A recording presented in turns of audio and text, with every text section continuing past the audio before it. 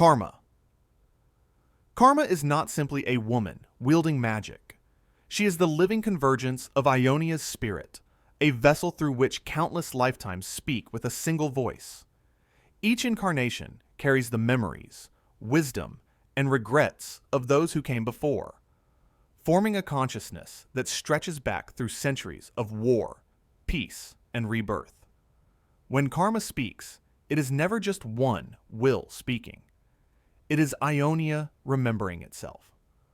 Unlike tyrants or conquerors, karma does not impose her power. She tempers it. The spirit of Ionia is vast, emotional, and volatile, capable of unleashing catastrophic force when provoked. Karma exists to guide that power, to prevent it from consuming the land it seeks to protect. This restraint is what makes her terrifying. She could devastate armies, but she chooses balance instead. During the Noxian invasion, Karma stood at the center of Ionia's suffering. She felt every burned village, every broken shrine, every life taken by foreign steel. And when the spirit of the land cried out for vengeance, she nearly answered. Entire legions could have been erased in moments. History itself could have been rewritten in blood. But Karma resisted, knowing that surrendering to wrath would scar Ionia forever. Her power is not measured by the battles she wins, but by the disasters she prevents. She can reshape spirit energy, restore corrupted lands, and channel forces that rival the greatest beings on Runeterra. Without Karma, Ionia would fracture, its spirit splintered into chaos. She is not the loudest force in Ionia. She is the most essential. As long as Karma endures, Ionia remembers who it is. Syndra. Syndra is raw power without permission. She is not a chosen avatar, not a spirit guide, and not a guardian of balance. She is magic that refuses to be contained. Born in Ionia, Syndra displayed overwhelming arcane ability from a young age, power so intense that it frightened the elders meant to protect her. Instead of teaching her control, they did the opposite. They suppressed her magic, binding it, dulling it, and telling her it was dangerous. What they never understood was that Syndra's power was not something to be limited. It was something that demanded release. As she grew older, the bindings began to crack. Emotions she had been taught to bury turned into fuel. Anger, betrayal, realization. When her mentor finally revealed that her power had been deliberately restrained for years, Syndra's awakening was immediate and catastrophic. The magic she unleashed did not simply flow, it tore free. Entire structures were ripped from the earth and suspended in the air, held aloft by her will alone. A fortress meant to imprison her was lifted, shattered, and scattered like debris. What makes Syndra terrifying is not just her strength, but its nature. She does not channel magic through the spirit of Ionia. She absorbs it. The land does not guide her. It bends. Even the spirits that watch over Ionia regard her with caution, because Syndra represents what happens when power exists without balance. She was cast into the sky, sealed away in floating isolation, not defeated, but postponed. And that is the truth of Syndra. She has never been stopped, only delayed. If fully unleashed, she would not need to conquer Ionia. The land itself would rise to meet her wrath. Master Yi. Master Yi is the last living master of Wuju, an ancient Ionian discipline that turns thought into action and will into reality. To outsiders, Wuju looks like impossible swordsmanship. In truth, it is far more dangerous than that. Wuju is the mastery of the self so complete that the world slows in response. When Yi moves, it is not speed alone.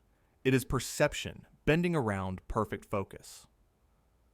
Before the Noxian invasion, Yi lived in a secluded village dedicated entirely to Wuju. They were not soldiers. They were scholars of combat, believing that violence should only exist as an extension of clarity. That belief nearly erased them from history. When Noxian forces discovered the village, Yi was away. By the time he returned, everyone he had ever known was gone. His people were slaughtered, their teachings burned to ash. That moment could have broken him. Instead, it refined him. Yi did not seek revenge in blind rage. He devoted himself to preserving Wuju, carrying the discipline alone in a world that no longer deserved it. In battle, Yi enters a state of perfect awareness. Blades miss before they are swung. Enemies fall without understanding how. Armies do not defeat him. They simply fail to touch him. Unlike mages or spirit gods, Yi's power comes from no external source. No blessing, no pact, no corruption. It is purely earned. Every strike is deliberate. Every movement exact. In Ionia, power often comes from emotion, belief, or the spirit realm. Master Yi stands apart. He proves that a single mortal, perfected, beyond fear and hesitation, can become something just as terrifying. Irelia.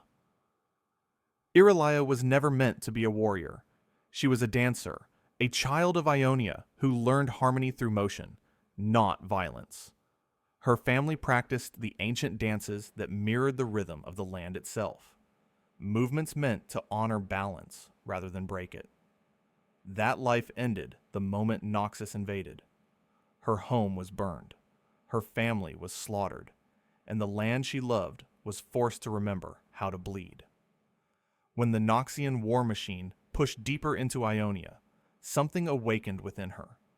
The same spirit that flows through the soil, the trees, and the rivers answered her grief. The blades that once lay still around her family's home rose into the air, bound not by strings or sorcery, but by will and memory. What followed was not trained warfare. It was instinct, grief shaped into motion. Every step she took became both a dance and a strike. At the sea Placidium of Navori, Irelia became more than a fighter. She became a symbol. Against impossible odds, she turned the tide of battle, even striking down Swain and costing him his arm. That moment echoed across Ionia, not because it was the greatest display of raw power, but because it proved something vital. Noxus could be resisted. Irelia does not command through fear or domination. Others follow her because she reminds them what they are fighting for. Her strength is multiplied through belief, through unity, through the shared will of a land that refuses to be conquered. In Ionia, power does not always roar. Sometimes it moves like a blade carried by the wind. Yasuo. Yasuo is the unforgiven, a wandering swordsman bound to the wind and haunted by his own mistakes. Trained in one of Ionia's most sacred techniques, he mastered the art of wind magic at a pace no one had ever seen before. The wind was not something he commanded. Through force, it moved because it recognized him. To his elders, this talent was dangerous. To Yasuo, it was simply who he was. When Noxus invaded Ionia, Yasuo was tasked with guarding his master, Elder Suma, a duty of honor and absolute trust. But Yasuo believed his power was needed on the battlefield. He abandoned his post, convinced he could save more lives elsewhere. When he returned, his master was dead, slain by the very wind technique Yasuo himself had perfected. In that moment, his life shattered. Branded a traitor and murderer, Yasuo fled.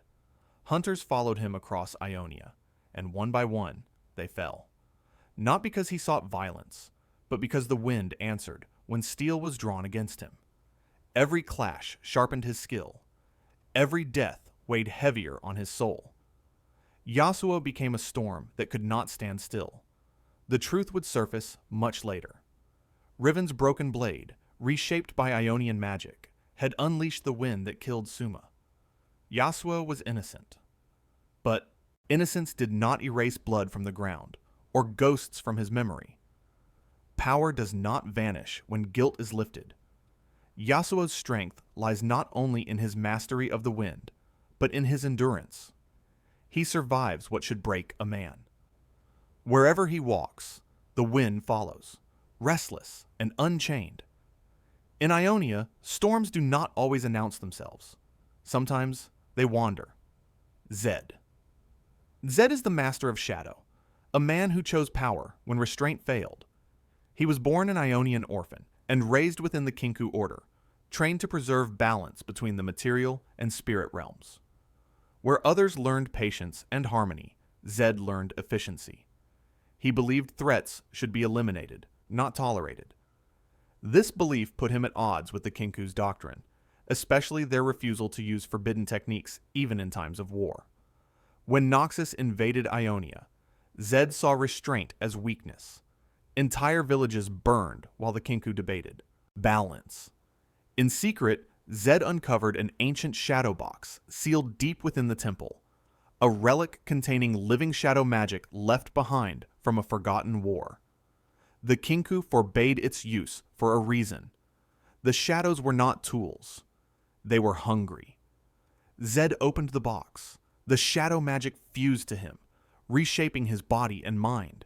It granted him speed beyond perception, the ability to split himself into living echoes, and the power to kill without being seen. With this power, Zed slaughtered the Kinku masters and seized control of their hidden temple, founding the Order of Shadow. Where Shen maintained balance, Zed enforced survival. Unlike other Ionian warriors, Zed does not draw strength from the land or spirits. He bends corruption to his will through sheer discipline. Every strike is calculated. Every kill is deliberate. But the shadows always demand more. They whisper. They erode. Control is never permanent. Zed's power lies not just in what he can do, but in what he is willing to become. He chose victory over purity, survival over tradition. In Ionia, where harmony defines strength, Zed stands as proof that sometimes the most dangerous power is the one that refuses to hold back. Shen.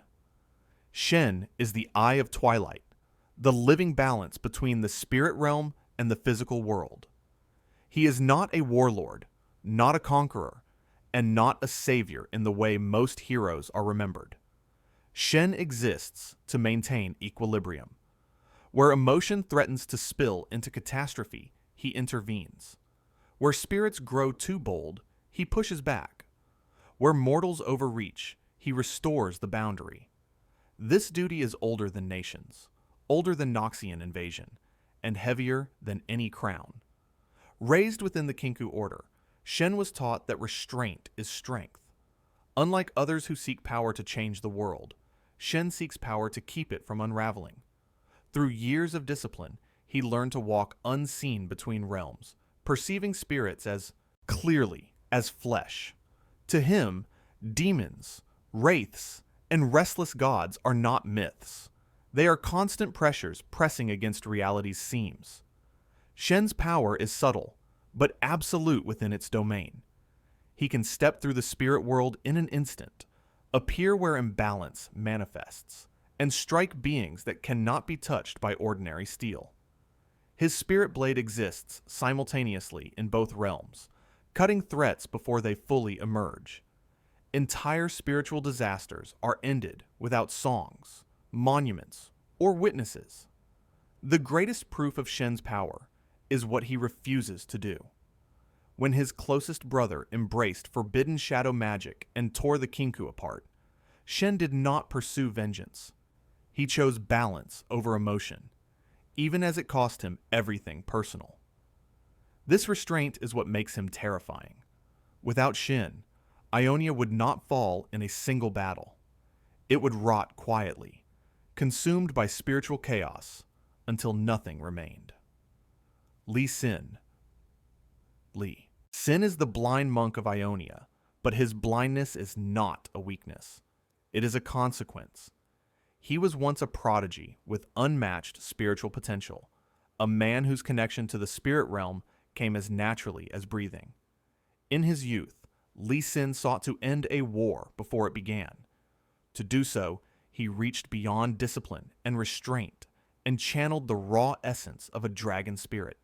The power answered him, and it answered too well. The force he unleashed obliterated an entire valley and everyone within it. In that single moment, Lee Sin learned the most dangerous truth of Ionian magic. Power without control is annihilation. Horrified by what he had done, Lee Sin punished himself. He burned out his own eyes, not out of ritual, but out of shame. He believed he did not deserve to see the world he had nearly destroyed. From that point forward, he vowed never to wield power recklessly again. Instead, he turned inward. Through meditation, discipline, and absolute self-control, Lee Sin learned to perceive the world through spirit alone. Where others see with sight, he sees with awareness. Lee Sin's strength does not come from domination or ambition. It comes from mastery. He channels spiritual energy with precision so refined that even the most violent forces bend to his will without breaking free. He can strike faster than thought, move without sound, and withstand blows that would shatter lesser warriors. More importantly, he knows when not to act. In a land defined by balance, Lee Sin represents the final lesson of power. True strength is not how much you can unleash. It is how much you can restrain,